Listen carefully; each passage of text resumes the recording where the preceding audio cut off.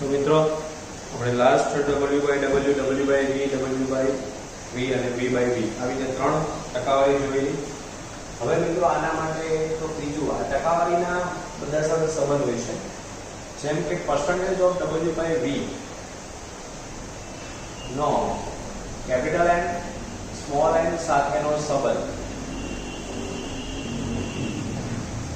સમજ. તો આ બે વચ્ચેનો સંબંધ શું છે? તો સૌથી પહેલા હું આવું લખી શકું, દાખલા તરીકે હું નોર્માલિટી બરાબર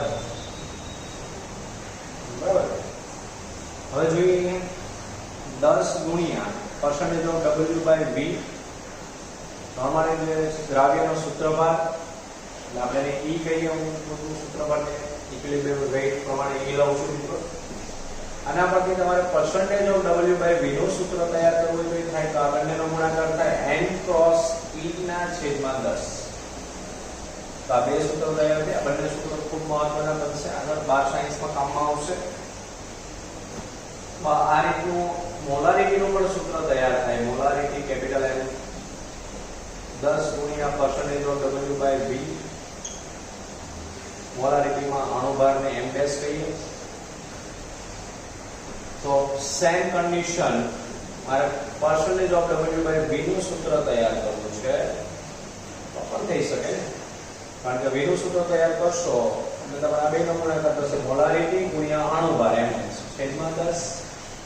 તો આ બીજું સૂત્ર તૈયાર થયું. મિત્રો સૂત્રો આવડશે તો જ આ ચેપ્ટરના દાખલાઓ આવડશે, અને 12 સાયન્સમાં પણ દ્રાવણ ચેપ્ટરના દાખલા આવડશે. તો જો તમે આ સૂત્રો ગમે તેમ કરીને મોડે કરવા પડશે. થિયરિટિકલ બેઝ સિવાયના જે એન્ટ્રન્સ એક્ઝામમાં કામમાં આવે છે એ પ્રકારના સૂત્રો આપણે લઈએ છીએ. આવું જ બીજું એક આપણે જોઈએ, percentage of W/W નો મોલારિટી અને નોર્માલિટી સાથેનો સંબંધ, વચ્ચેનો સંબંધ. ચાલો જો તો આમાં એવું શું, તો મિત્રો ખાસ ધ્યાન દઈએ. મોલારિટી પહેલા લઉં છું, મોલારિટી બરાબર percentage of W/W ગુણ્યા D ગુણ્યા 10 છેદમાં અણુભાર. હવે એક સૂત્ર થશે W/W હશે ત્યાં 2 બરાબર. એવું જ નોર્માલિટીનું સૂત્ર થશે percentage of W/W ગુણ્યા D 10 છેદમાં E તુલ્યભાર. મિત્રો બહુ સમજવા જેવું છે, જ્યાં D એટલે ઘનતા થશે, તમે ડેન્સિટી આપેલી છે, m ડેશ એટલે અણુભાર. સેમ અહીંયા પણ જ્યાં D એટલે ઘનતા લેવામાં આવશે અને E એટલે તુલ્યભાર. આવી રીતે ફોર્માલિટી પણ 12 સાયન્સમાં આવશે સૂત્રભાર વાળો. તો આ પ્રમાણે આપણે આ સંબંધોના સૂત્રો વચ્ચેના જે રિલેશન છે એ કામની વસ્તુ છે. દાખલાઓમાં ત્યાં તમને હું ખાલી લખાવું છું એટલે તમને એક સરળતા સૂત્ર લખ્યા રાખે છે, પણ મિત્રો જ્યારે એની એપ્લિકેશન, સૂત્રો લખવા કરતા એની એપ્લિકેશન ખૂબ મહત્વની. એપ્લિકેશન નો મતલબ તમે આ સૂત્રને ક્યારે કેવી રીતે વાપરી શકો, એનો ઉપયોગ કરી શકો, દાખલાની રકમ જોઈએ બરાબર. તો આ ખૂબ મહત્વના સૂત્રો ગણાશે બરાબર. તમે ઘનતાનું સૂત્ર પણ એક આવું બનાવી શકો, ઘનતા D બરાબર તમને ખબર દળના છેદમાં કદ આવું આવે. તો D બરાબર percentage of W/V ના છેદમાં percentage of W/W. જો ન ખબર પડતી હોય તો આને આપણે છોટું પણ પાડી આપીએ, W/V ગુણ્યા આ છેદ છે એટલે W/W જશે. તો આપણી પાસે આ રીતનું થશે એટલે દળના છેદમાં કદ આવશે. તો આ પ્રમાણે આપણું ઘનતાનું એક સૂત્ર તૈયાર થશે આ બંને વચ્ચેના સંબંધનું. મિત્રો આગળ વધીએ. લાસ્ટ બધા સૂત્રો પૂર્ણ થવાની તૈયારી પર છે. આપણે બે લેક્ચર આગળ આવા સૂત્રોના લીધા છે અને આ ત્રીજો લેક્ચર આપણો સ્ટાર્ટ છે. થિયરિટિકલ પોર્શનની અંદર તુલ્યભારના સૂત્રો જે હતા એમાં એક સંયોજકતાનું એક સૂત્ર પૂછાય છે અને એના દાખલાઓ ઘણી વખત આવેલા છે. અણુભારના છેદમાં તમને તુલ્યભાર આપી દીધો હોય પ્લસ ક્લોરાઇડ, બ્રોમાઇડ, ઓક્સાઇડ એવું કંઈ આપેલું હોય તો એ જે આયન આપેલો છે એનો પરમાણ્વીય ભાર,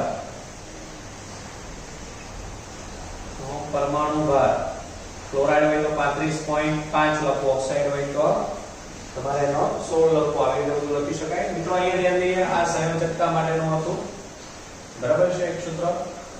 આ સૂત્રમાં અણુભારની જગ્યાએ આવું પણ લખી શકાય 2 ગુણ્યા બાષ્પ ઘનતા. અણુભારનું સૂત્ર છે અણુભાર બરાબર 2 ગુણ્યા બાષ્પ ઘનતા તુલ્યભાર ગુણ્યા પરમાણુ ભાર. શોર્ટમાં લખી દઉં છું તો આ પ્રમાણે તમે કામ કરી શકો મિત્રો। હજી તમને ઓક્સાઇડ ધાતુના ઓક્સાઇડના તુલ્યભારની વાત કરે, ધાતુના ઓક્સાઇડ માટે તો એના માટે એક સૂત્ર આવશે તુલ્યભારનું, ધ્યાન દઈએ તો તુલ્યભાર બરાબર ધાતુનું વજન અને ઓક્સિજનનું વજન।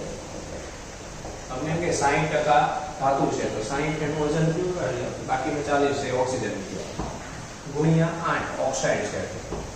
આવું જ સૂત્ર ક્લોરાઇડ માટે પણ બનાવી શકાય, ધાતુના ક્લોરાઇડ માટે। ધાતુના ક્લોરાઇડ માટે તુલ્યભારનું સૂત્ર ક્યારેક આવે શોધવાના, તો તુલ્યભાર બરાબર ધાતુનું વજન છેદમાં ક્લોરીનનું વજન, ક્લોરીનનું વજન દળ ગુણ્યા 35.5। આવી રીતે એક સરેરાશ પરમાણ્વીય દળ આવે છે, સરેરાશ પરમાણ્વીય દળ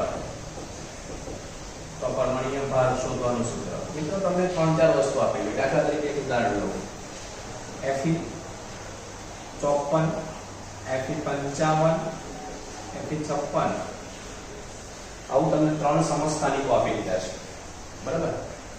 અને આ બધાના ટકા આપ્યા છે, આના ટકા 5% છે, આ 90% છે, અથવા આના 3% છે, આના 7% અલગ અલગ આપી દીધું, ચલો 100% છે। તો સરેરાશ પરમાણ્વીય ભાર દોરું, સરેરાશ પરમાણ્વીય ભાર બરાબર, તમે આવું એક સૂત્ર બને, હું મારી જાતે બનાવું છું, આ બેને એક આંકડો આપી દો, આને x આપો અને y આપો, ચાલો તો x1 y1 x2 y2 x3 y3 3 છે, એટલે ઉપરનું બધું x, ટકાવારી બધા y, બરાબર? અને છેદમાં ટકાવારીનો સરવાળો એટલે 100 જ આવે। તો આ પ્રમાણે તમે આની વેલ્યુ મૂકીએ તો 54 ગુણ્યા પેલા 54 ગુણ્યા 3 વત્તા 55 ગુણ્યા 90 આવી રીતે મૂકતો નથી, આ સમજવા પૂરતું છે। આવું એક સૂત્ર તમે તૈયાર કરી શકો જાતે સરેરાશ પરમાણ્વીય ભારનું। તો મિત્રો આપણે ઘણા સૂત્રો જોયા, બરાબર છે? તો આમની અંદરથી આપણે કોઈ પણ પ્રકારના દાખલાઓ પૂછાય તો આપણે તૈયાર રહેવું પડશે, બરાબર? એટલે આપણે એવી તૈયારી હોવી જોઈએ કે ભાઈ દાખલા આપણે આવે તો આપણે આવડતા હોવા જોઈએ, આવડશે ત્યારે જ્યારે તમને સૂત્ર આવડશે। ફરીવારથી કહું છું, જ્યાં સુધી સૂત્ર પહેલું બીજું ચેપ્ટર આપણું સૂત્રોને આધારિત દાખલા હોય છે, તમને જ્યાં લગી એના સૂત્રો યાદ નથી પહેલા બીજા ચેપ્ટરમાં કેમિસ્ટ્રીની અંદર, તો એનો મતલબ કે તમને ચેપ્ટરના દાખલાઓ ક્યારે નહીં આવડે, માટે પહેલા સૂત્રો યાદ રાખવા પડશે, મોઢે લખવાના બધા સૂત્રો, બરાબર? અઘરું છે તમારા માટે પહેલી વખત એટલા બધા સૂત્રો યાદ રાખવાના રહેશે, પણ તો આપણે સાયન્સ લીધું છે એટલે સ્વીકારવું પડશે, ધીરે ધીરે પ્રેક્ટિસ કરશો તો થઈ પણ જશે।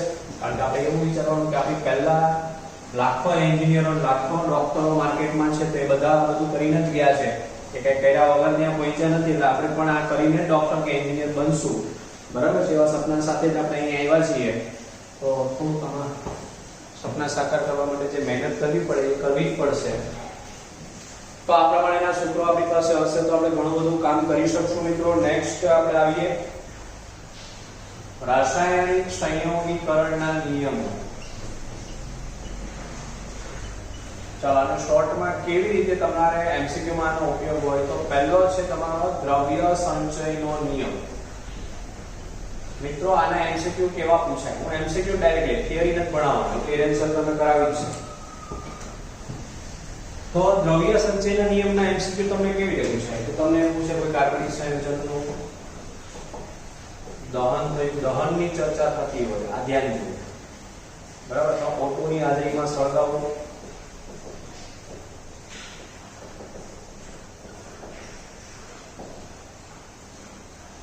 બરાબર છે? આવા બધા પોઈન્ટ્સ હોય, કાર્બનિક સંયોજનનું દહન થવું, દહનની ચર્ચા કરી, દહન કરતા આવું છૂટું પડે કેટલા ગ્રામ આના, દહન શબ્દ આવ્યો એટલે તમારો દ્રવ્ય સંચયનો નિયમ હશે। હાજરીમાં સળગાવવું, O2 ની હાજરીમાં હવાની, O2 ની જગ્યાએ હવા પણ વાપરી શકે, બરાબર? તો આ બધામાં દ્રવ્ય સંચય આવશે। આ ઉપરાંત ઘણી વખત તમને એમ કે એટલા ગ્રામની પ્રક્રિયા કરતા એટલા ગ્રામની પર બે સમાન આવે ત્યારે પણ દ્રવ્ય સંચય આવે। બીજા નંબર પર આવીએ નિશ્ચિત સંરચનાનો, બરાબર? નિશ્ચિત સંરચનાનો નિયમ અને આપણે અચળ પ્રમાણનો નિયમ પણ કહેશું. અચળ પ્રમાણનો નિયમ. ચાલો હવે આને યાદ રાખવો હોય તો બહુ ઈઝી છે. આના તો તમને બહુ ફિક્સ કીધું હોય છે. કોઈ સંયોજન છે, સંયોજનમાં કોઈ પણ તત્વ x કે y તત્વ આટલા ટકા છે, 30% છે, આવી રીતે તમને ટકાવારી આપી હોય, ગમે ત્યારે તમને ટકાવારી આપી કે ભાઈ આ સંયોજનમાં આટલા ટકા છે, આટલા ટકા છે, તો એ એમની સંરચના ફિક્સ કરે છે. સંયોજનમાં દાખલા તરીકે H2O હોય તો તમને એમ કે એમાં H એટલા છે ને O દાખલા તરીકે તમે 88.88 જે છે O છે અને H 11.11% છે. આવી તમને ચર્ચા કરે છે. ટકાવારીની વાત કરવામાં આવે છે, દળની વાત કરવામાં આવે છે. બરાબર, તો સમજવાનું કે નીચે સંરચનાનો નિયમ છે. ત્રીજા નંબર પર આવીએ, સરળ ગુણક પ્રમાણનો નિયમ. ખાલી ગુણક પ્રમાણ પણ કહેવાય, સરળ શબ્દ ન લખ્યો હોય તો પણ ચાલે. ગુણક પ્રમાણનો નિયમ. હવે ગુણક પ્રમાણના નિયમની ચર્ચા કરતા હોઈએ ત્યારે બહુ સમજવા જેવું આવે. બરાબર, ગુણક પ્રમાણના નિયમની અંદર તમને કોઈ પણ સંયોજન આપ્યા હશે એની જોડીઓ હશે. હું MCQ બેઝ 40 અને ધ્યાન દેવું. તમને એમ કે આમાં નીચેનામાંથી કોણ સરળ ગુણક પ્રમાણના નિયમનું પાલન કરતું નથી? રૂલ્સ એવું કહે છે કે બે તત્વો હોય, હું આમાં જોડી લખું છું, બરાબર છે, A B C D direct આપણે MCQ પર આવી જઈએ. તમારે કહેવાનું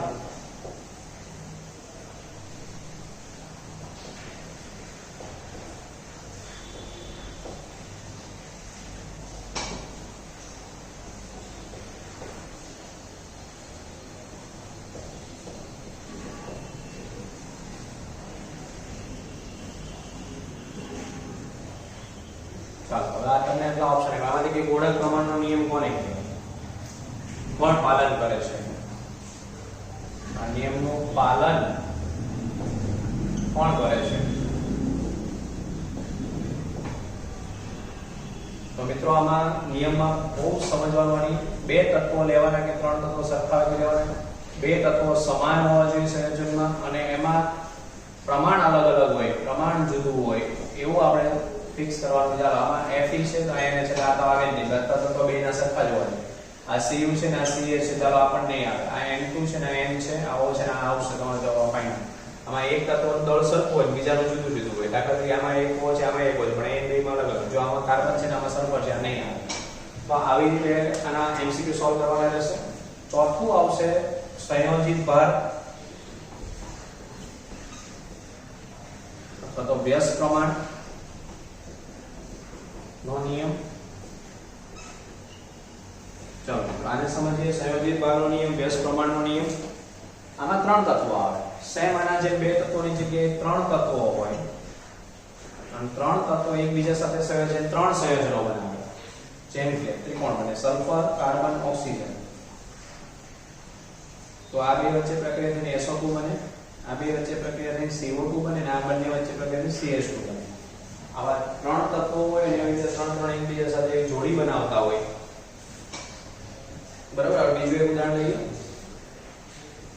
નાઇટ્રોજન લઈએ, હાઇડ્રોજન લઈએ અને કાર્બન લઈએ. ચાલો, તો આ બે વચ્ચે પ્રક્રિયા થઈને CH4 બને, આ બે વચ્ચે પ્રક્રિયા થઈને કાર્બન તો NC તો સાયનાઇડ બને, એટલે તો શક્ય નથી. આપણે ઉદાહરણમાં અહીંયા ઓક્સિજન લઈએ. ચાલો, તો અહીંયા H2O બને, આ બેમાં એમોનિયા બનશે, આ બેમાં NO કે NO2 જે કંઈ પણ બનતું હોય બનશે. તો મિત્રો અહીંયા આપણી પાસે આવા ત્રણ સંયોજનો બનતા હોય અને ત્રણ તત્વોનો ઉપયોગ થતો હોય એવા નિયમને, મતલબ જ્યાં ત્રણ આવતા હોય, અહીં બે આવશે, આમાં ત્રણ આવશે. આ દહનની વાત કરશે, આ ટકાવારીની વાત કરશે. આ વિશે શોર્ટ રીતે યાદ રાખો, સ્માર્ટ વર્ક. આખા નિયમ ભણવાનો કોઈ ફાયદો નથી. એટલું યાદ રાખશો તો કોઈ પણ MCQ નિયમનો હશે આપણને આવડશે. તો રાસાયણિક સંયોજકતાના નિયમો આપણે જોયા. હજી તમે ગેલ્યુશેકનો કદનો નિયમ પણ જોઈ શકો. એમાં ml આપ્યા હોય કે 50 ml, 30 ml, કદ વાળી વાત આવે ત્યારે ગેલ્યુશેકના કદનો નિયમ. ઇન શોર્ટ મિત્રો આપણી પાસે અત્યારે આ જે વધારાના જે નિયમો અને સૂત્રો અને બધું કરાવડાયું, હવે આપણે સૌથી મહત્વનું આની અંદર રહી છે કે મોલ કોન્સેપ્ટ જે આની અંદર આપણે જોયું હતું, એમાં ત્રિરાશિ જે છે એ ત્રિરાશિ આ ઓલરેડી મેં મોલના સૂત્રો લખાવ્યા એમાં આવી ગયું છે, પણ આ ત્રિરાશિનો અભ્યાસ તમને હિરેન્સર કરાયો છે. બહુ મહત્વનું છે. મોટા ભાગના દાખલાઓ આ ત્રિરાશિની સિસ્ટમથી આપણે સોલ્વ કરવાના રહેશે. કઈ ત્રિરાશિ? તો સૌથી પહેલા હું બોક્સ બનાવું એના પર ધ્યાન આપો. આ બે બોક્સ, આ ચાર બોક્સ જે છે એના ઉપર બધું ચાલતું હોય છે. દાખલા તરીકે આને હું મોલ કહું છું એટલે એની સંખ્યા n લઈએ. આમાં અણુની સંખ્યા હું લખું છું, બરાબર છે, જેમાં આપણે n એવોગેડ્રો લઈએ 6.022 ગુણ્યા 1023 લઈએ. ચાલો STP એ કદ પણ STP આપણે લઈએ એટલે 22.4 લીટર લેવાય સ્ટાન્ડર્ડ ટેમ્પરેચર એન્ડ પ્રેશર. આમાં ગ્રામ અણુભાર જેને આપણે કહીએ એમ વડે દર્શાવે અણુભાર લેવાનો હોય છે. કોઈ પણનો અણુભાર હોય તેને આપણે લઈએ. તો મિત્રો 1 મોલ કોઈ પણનું દળ કે એટલે એનો અણુભાર લેવાનો. તમને કે 1 મોલ H2O નું દળ તેનો અણુભાર 18 ગ્રામ. પણ એમ હું 18 ગ્રામ H2O કેટલા મોલ? તો 1 મોલ. 9 ગ્રામ H2O કેટલા મોલ? તો અડધો મોલ. આપણે કારણ કે ગ્રામ અડધા ગયા એટલે અડધા. તો આવા જે આ જે સિસ્ટમ જે છે મોલ 1 મોલે કદ કેટલું? તો 22.4. ચાલો અડધા મોલે કદ કેટલું? તો 11.2. તમને કે 22.4 લીટર હોય ત્યારે મોલ કેટલા? તો 1. બરાબર. તમને કે 11.2 લીટર હોય ત્યારે મોલ કેટલા? અડધો. બરાબર. સેમ આમાં અણુભારની વાત કરીએ. પાણીની વાત કરીએ કે 18 ગ્રામ પાણી હોય ત્યારે કદ કેટલું હશે? તો 1 મોલ. 18 ગ્રામ એ 1 મોલ એટલે 1 મોલે 22.4. બરાબર. એ રીતના ઊંધું આ જે આખી સિસ્ટમ જે છે બરાબર એ આપણા માટે બહુ મહત્વની બનશે. જેને આ આવડે છે બરાબર છે એના માટે આને મોલ સંકલ્પના કહેવાય. આ મોલ સંકલ્પના કમ્પ્લીટ આપણી હશે તો આપણે બધા MCQ સોલ્વ કરી શકશું. બરાબર છે. મેન આના પર ફોકસ રહેશે આખા ચેપ્ટરનું. દાખલા તરીકે કોઈ ઉદાહરણ તમને એમ કહેવામાં આવે 6.022 ગુણ્યા 1021 છે અણુએ CO2 નું દળ શોધો. જો હવે તમને એટલા અણુ હોય જેવા CO2 નું દળ શોધો તો તમારે આ બેમાં અણુભાર ને આ બે વચ્ચે દળ, કારણ કે આ ગ્રામ અણુભાર એટલે એક પ્રકારનું દળ જ કહેવાય. તો તમારે આના પર આવવું પડે. તો તમને ખબર હતી 6.022 ગુણ્યા 1023 હોય એટલે 1 મોલ હોય ત્યારે CO2 નો અણુભાર 44 થાય. હવે તમને એટલા આપ્યા છે 6.022 ગુણ્યા 1021 છે કેટલા? તમે ત્રિરાશીનો ઉપયોગ કર્યો આમાં છેદમાં લઈ તમે ગણતરી કરી શકો. બરાબર. હવે તમે ગણતરી કરી તમે આવી રીતે કરી શકો 1021 ગુણ્યા 44 છેદમાં 6.022 ગુણ્યા 1023 તો આ ડાયરેક્ટ નીકળી જશે. બરાબર. આ 21 નીકળી જશે, બે ઉપર જશે એટલે માઈનસ થઈ જશે.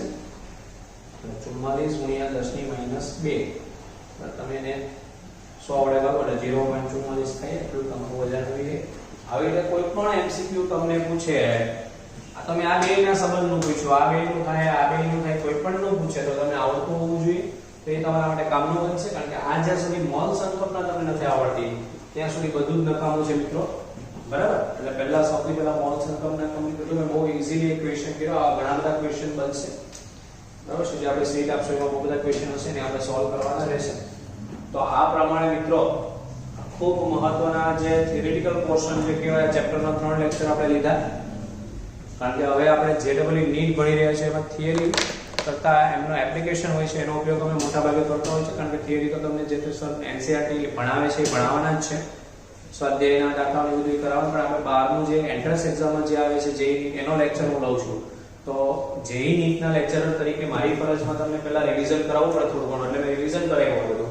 હવે હું તમને MCQ ની શીટ આપીશ. WhatsApp દ્વારા તમારા આપણા ગ્રુપ જે છે એમાં એક શીટ આવી જશે 100 જેટલા MCQ હશે અને એ બધા MCQ આપણે સોલ્વ કરવાના થશે. ધીરે ધીરે પહેલા તમારે જાતે સોલ્વ કરવાનું રહેશે. એમ પહેલા હું અહીંયા પ્રેક્ટિસ બેઝ હજી 4-5 લેક્ચર લઈશ.